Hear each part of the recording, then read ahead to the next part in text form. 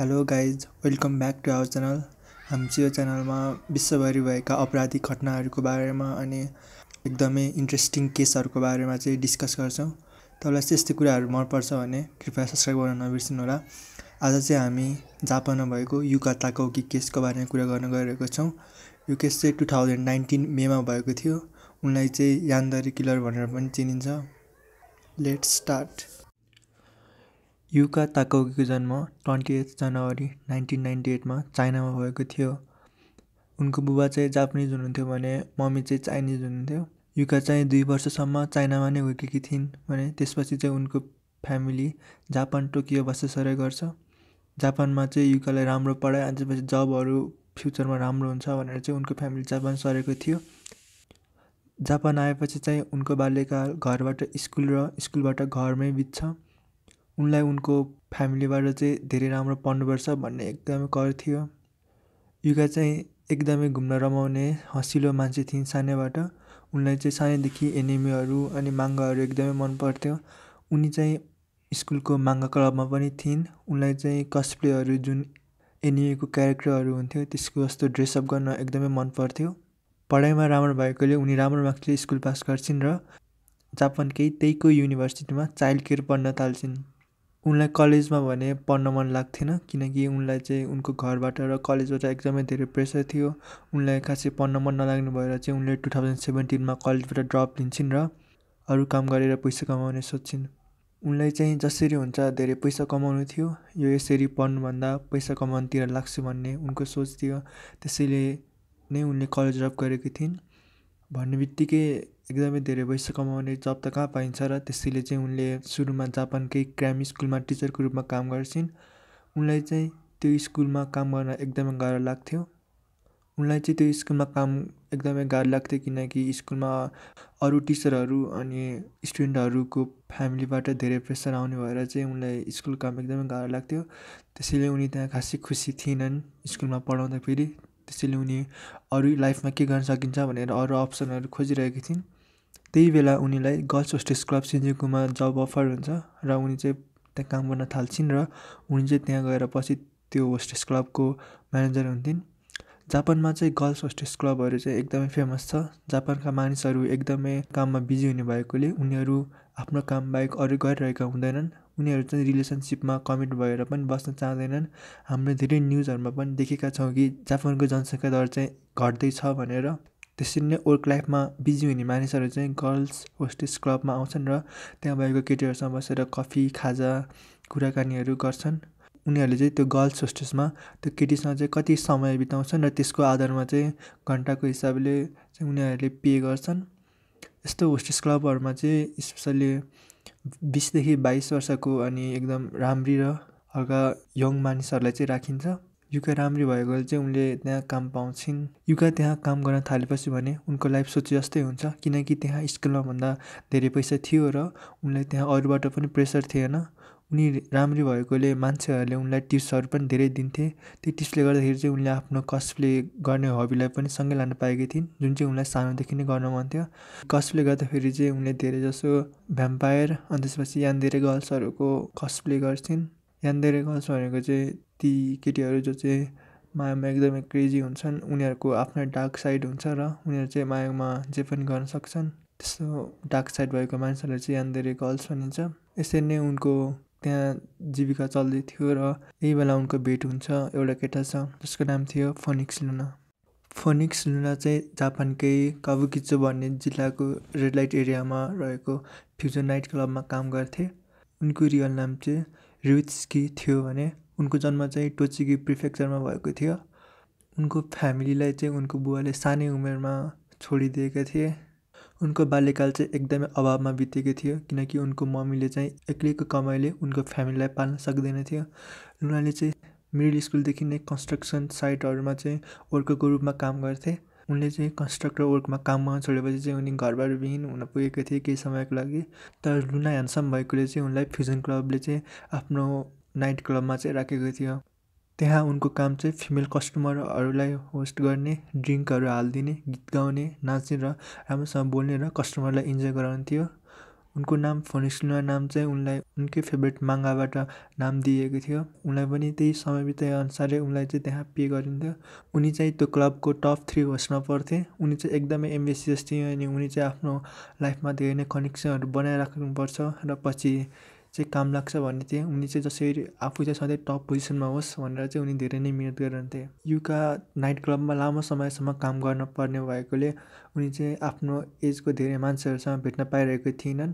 क्लबमा चाहिँ प्रायः जस्तो बुढो मानिसहरू अनि जो अर्को जबमा मात्रै फोकस हुने मानिसहरू आउनु भएकोले चाहिँ उनले आफ्नो एजको मानिसहरूसँग भेट्न नपाएकी थिइन्। यसरी सधैँ एकहोरो भएर काम गर्नु परेकोले चाहिँ युका चाहिँ डिप्रेसनमा जान्छन्। उनलाई चाहिँ नजिकैको होस्ट बारतिर जानुपर्छ कि जस्तो पनि लागेको थियो, तर उनको बिजी सेड्युलले गर्दाखेरि चाहिँ उनी बाहिर घुम्न जान पाइरहेकी थिएनन्। अन्टिल अक्टोबर 2018 उनले चाहिँ आफ्नो होस्टेस क्लबमा चाहिँ काम गरिरहेकी हुन्छन्। उनले चाहिँ त्यहाँ अर्को एउटा ह्यान्डसम मान्छे कालो कपाल भएको मान्छे आएको उनले नोटिस गर्छिन्। उनले चाहिँ त्यो केटासँग बोल्दा चाहिँ आफ्नो हार्टबिट बढेको वाला फिल आउँछ। उनले त्यो केटासँग चाहिँ ग्रिटिङहरू गर्छिन् र कुराकानी गर्छिन्, खानासाना खान्छन् र सोसियल मिडिया अनि अरू कुराहरू एक्सचेन्ज गर्छिन्। जुन त्यो नम्बर एक्सचेन्ज गर्ने केटा थियो, जुन ह्यान्डसम केटा थियो, उनी चाहिँ फोनिक्स लुना थिए। त्यसको भोलिपल्टबाट नै लुनाले चाहिँ युकालाई टेक्स्ट गर्न थाल्छ। उनले चाहिँ युकालाई आफ्नो क्लबमा आउन आग्रह गर्छन्। आफ्नो होस्टेल क्लब आयो भने चाहिँ लुनाले पैसा पाउने चान्स थियो।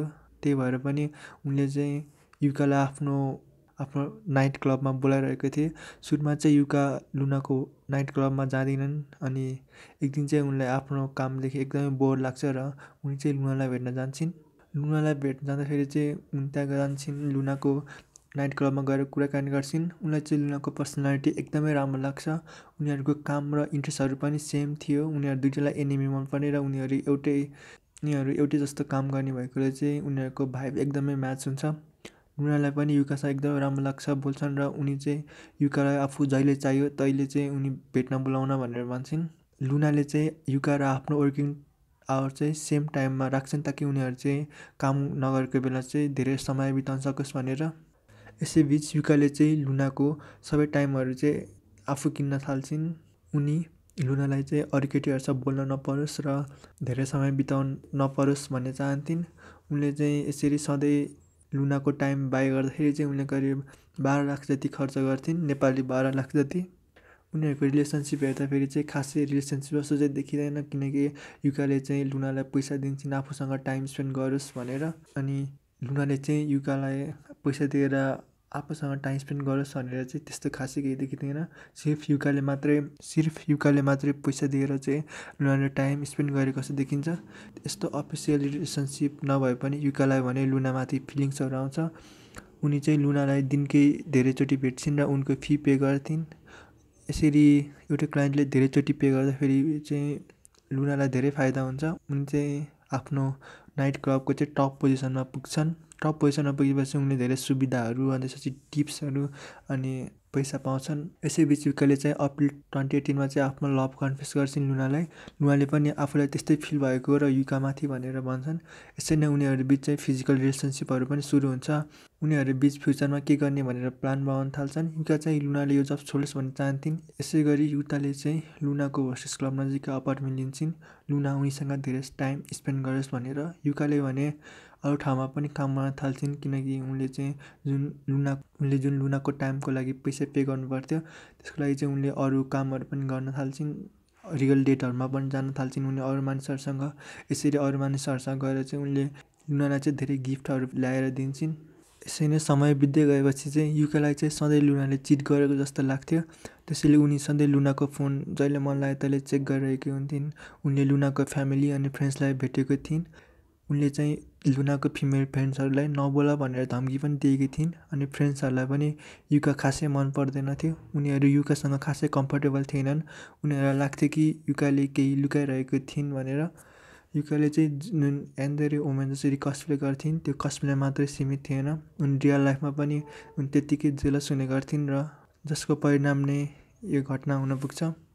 साथीहरू चाहिँ लुनालाई चाहिँ आफूहरू कम्फर्टेबल भएको भन्दा पनि साथीहरूले त्यसरी भने पनि लुनालाई भने युकाको एटेन्सन एकदमै मन पर्थ्यो। त्यसैले उनले खासै ध्यान दिएनन् युकाको जेलस अनि अरू बिहेभियरहरूमाथि।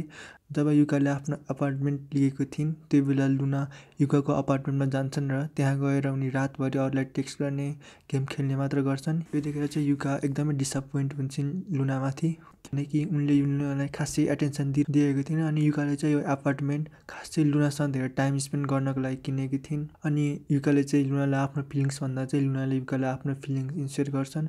उनी आफ्नो कामबाट थाकेको भनेर बहाना बनाउँछन्। यसको भोलिपल्ट लुना भने आफ्नो क्लाइन्टसँग घुम्न जान्छन्। यो देखेर चाहिँ युकालाई चाहिँ एकदमै रिस उठ्छ। युकाले लुनालाई कल गर्दाखेरि चाहिँ लुनाले आफू सिर्फ पैसाको लागि मात्र गएको र त्यसैले टेन्सन नमान भनेर युकालाई सम्झाउँछन्। तर युकालाई भने लुनाले आफूमाथि चिटिङ गरिरहेको जस्तो लाग्छ। मे 23 चाहिँ युकाले आफ्नो साथीलाई कल गर्छिन् र उनी आफू लुनादेखि एकदम रिसाएको भनेर सुनाउँछिन्। उनले लुनाको इन्ट्रेस्ट आफूमाथि नभएको र अरू केटीहरूसँग गएको भनेर सुनाउँछिन्। उनले लुनालाई कल गर्छिन्। लुना भने आफ्नो एउटा क्लाइन्टसँग फेरि पनि घुम्न गएको थिए। यो देखेर लुनालाई झन् धेरै रिस उठ्छ। यसरी नै बेलुका हुन्छ। अनि बेलुका भएपछि लुनाले चाहिँ युकालाई फोन गरेर आफ्नो अर्को क्लाइन्टले आफूलाई बुक गरेको र त्यसरी राति 12 बजेसम्म उनी अपार्टमेन्ट नपुग्ने भनेर युकालाई टेक्स्ट गर्छन्। लुनालाई भने थाहा थिएन कि युका उनीमाथि रिसाएकी छिन् भनेर। उनी चाहिँ राति करिब 3 घन्टा ढिलो 3 बजीतिर रुम पुग्छन्, रुम मिलाउँछन् र नुहाउन जान्छन्।